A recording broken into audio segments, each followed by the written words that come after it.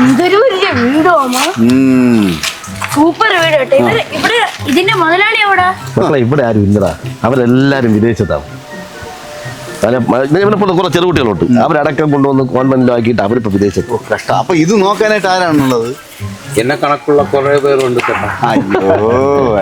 നിങ്ങളൊക്കെ രക്ഷപ്പെട്ട് പോകും.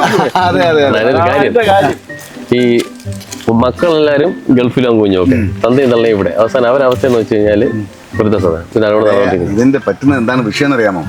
ദൈവമേ എന്റെ മക്കളെ നേരെ മറ്റേ വിദേശത്ത് ജോലി കിട്ടണമേ എന്ന് പ്രാർത്ഥിക്കും. അങ്ങനെ വിദേശത്തേക്ക് ജോലി പോകും. അത് കഴിഞ്ഞിട്ട് എന്നെ നോക്കായില്ലേ എന്ന് പ്രാർത്ഥിക്കും. അപ്പോഴെന്ത് ചെയ്യുന്നറിയാമോ? ഇവരെ നോക്കാൻ ഇവിടെ കേട്ട ഇവനെ കണക്കുള്ള ആൾക്കാർ വരും, വെട്ടിയിടും, പൈസ കൊണ്ടങ്ങ് പോകും. അങ്ങനെ വന്നപ്പോഴത്തേക്ക് ഇവര് അത് ഉയിര് മേടിച്ചിട്ട് അല്ലേ സാധാരണ സംഭവിക്കുന്നു. ഇവരെന്ത് ചെയ്യുന്നറിയാമോ? ഇങ്ങനെയുള്ള വീടുകളിൽ നിന്നും മാറി അവർ വൃദ്ധസദനത്തിൽ കിടക്കും.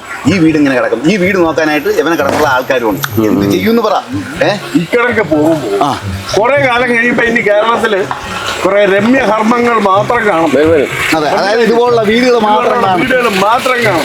അപ്പൊ ഈ അമ്മയൊക്കെ നോക്കിയത് അവരൊക്കെ വൃദ്ധസദനത്തിലല്ലേ.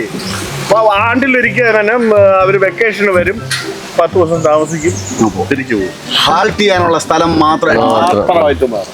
എത്ര കോടി മുടക്കിയാണ് ഓരോ വീടുകൾ വെക്കണം എന്ന ഓർമ്മ വേണം. വേറെ ഒരു കാര്യമാണ് സാറേ, പല ആൾക്കാരും വീടില്ലാതെ കിടന്ന് കഷ്ടപ്പെടുന്ന നാടും കൂടെയാണ്. അയ്യോ ഉള്ളവന്റെ പേര്. അതെ മക്കളെ, നിന്റെ മാതാപിതാക്കളെ ഇതുപോലെ ആക്കരുത്. നല്ല രീതിയിൽ നോക്കണം കേട്ടാ. ഞാൻ നല്ല രീതിയിൽ നോക്കി. Very good. നാവ് പൊന്നായിരിക്കും. പണത്തെ വേട്ടയാടാനല്ല, സഹജീവികളോടുള്ള സ്നേഹം പഠിപ്പിക്കുക തലമുറകളെ.